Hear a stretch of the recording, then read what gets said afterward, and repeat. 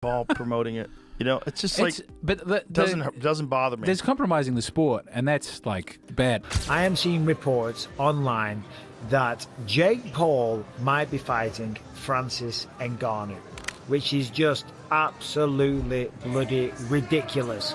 Jake Paul, Gervonta Tank Davis, the fight is in jeopardy, and it's for a reason that I think you all could believe, but maybe can't believe is happening again. Joe Rogan has voiced surprise over reports that the much-anticipated Netflix exhibition between Jake Paul and Gervonta Tank Davis may not go ahead as planned.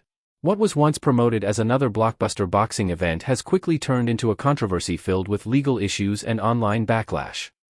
If you know the situation, it was supposed to be boxing Gervonta Tank Davis, a man that weighs 133 pounds or 135. Regardless, it's a man that is way smaller than Jake Paul. So that is just ridiculous, and I've given my thoughts on that before anyway. But now it turns out that Gervonta Davis has some allegations about domestic abuse. I don't know too much about the situation, but apparently Netflix have pulled the... According to recent reports, Gervonta Davis is now facing new legal trouble.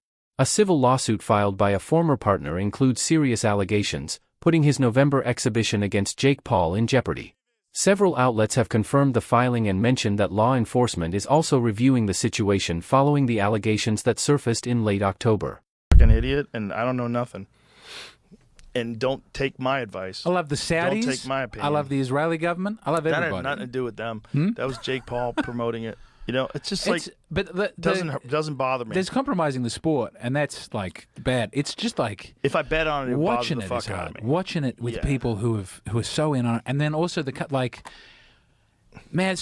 sports betting apps, they introduced like chat apps in them in Australia, so it's like they're trying to take the place of social media companies where you go together and you meet your friends. Like betting should be exciting enough without having a weird. They're just trying to draw you parasocial in. thing. They're just trying to make money, right? So they're trying to. Davis's past legal history has also returned to the spotlight.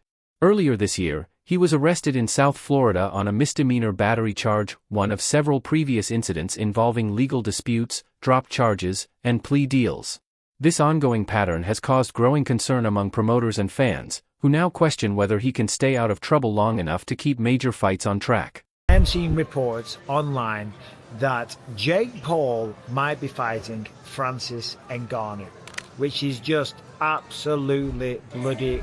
Commentator Dave Margera posted on X that the fight is likely being postponed, stating, "I'm hearing it's being pushed back. About 80% certain the November 14th event is cancelled." The update suggests that organizers may delay the bout to a later date to resolve ongoing issues and rebuild momentum. Despite heavy promotion, interviews, and a major marketing push, reports say ticket sales have been weak. Many believe the combination of legal uncertainty and low fan interest has fueled speculation that the fight could be postponed or canceled altogether. It was fire. And when his fight first got announced, I told y'all, the promo, when they start promoting it, it is going to be fire. The promo will be better than the fight, right? Because obviously, I don't like the fight. I'm not a fan of the fight. I cannot stand the decision for Tank to go in this direction, although I understand it, right? I understand it because I understand the business behind it. So I get all of that. But the promo is fire. If you go watch it, the way that is shot, the production of it looks very top of the line, top shelf, as you would expect from a company as big as Netflix, which is a $530 billion company. So they have the budget, they have the money to make sure their production is A1. Obviously, as a Tank Davis fan, paying attention to him in the promo, the young man looks in good spirits. He looks like he's in a good headspace, and he doesn't look like he's unhappy to be there, which bodes well for the prospects of him continuing his boxing career, I guess, not retiring. And I think that as he gets closer to the fight, as the fight happens, he'll be in this happy place. And I expect for Tank fans, for boxing fans, to get really good news after Tank Davis and Jake Paul share the ring and they do the post-fight press conference. I think that a lot of people will probably be happy with the outcome of what Tank Davis has to say after that fight. But the promo is fire. It's just a trailer. It's up on the Netflix YouTube channel. Go check it out if you haven't already. Really enjoyed watching that promo. Watched it a couple of times. And as I said, I'm paying attention to the press conferences. I'm paying attention to the build up, because I feel like there's a chance that could be more entertaining than the actual fight. Although the planned matchup between Jake Paul and Gervonta Davis has left fans and analysts confused. Many question why Jake agreed to the fight in the first place, as it seems to offer little value to his career. Despite a major promotional campaign, interest has remained low, and ticket sales have struggled. Online discussions describe the fight as unnecessary and lacking real competitive appeal. Observers note that Jake Paul's formula of headline-grabbing matchups may finally be losing its impact, with this event appearing more like a publicity move than a meaningful contest.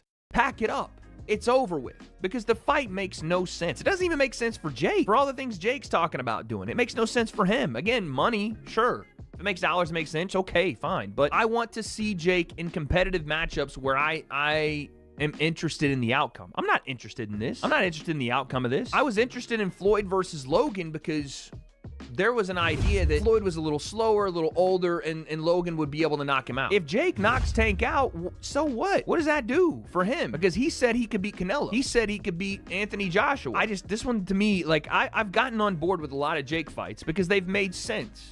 Right? To me, they've made sense. Even Julio Cesar Chavez, after he's already beaten the guy that beat Julio Cesar Chavez Jr., he beat Anderson Silva a couple of years back now. This one still kind of makes sense because you're getting maybe a better version of Chavez, and, you know, he's around the same weight now. When you talk about the Tank fight, I don't understand it. I don't understand it. But let's take a look at what he said to Ariel Helwani and see how he explains this fight. Was the next one Tank? Yeah.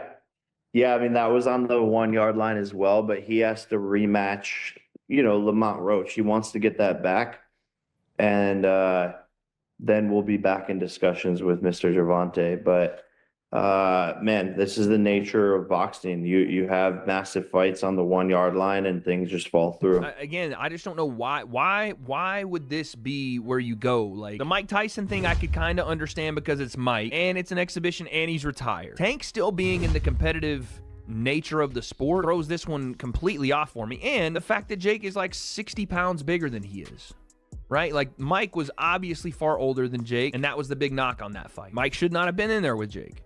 Said that many times. Jake has fought so hard against people saying he's bad for the sport. He's bad for the sport.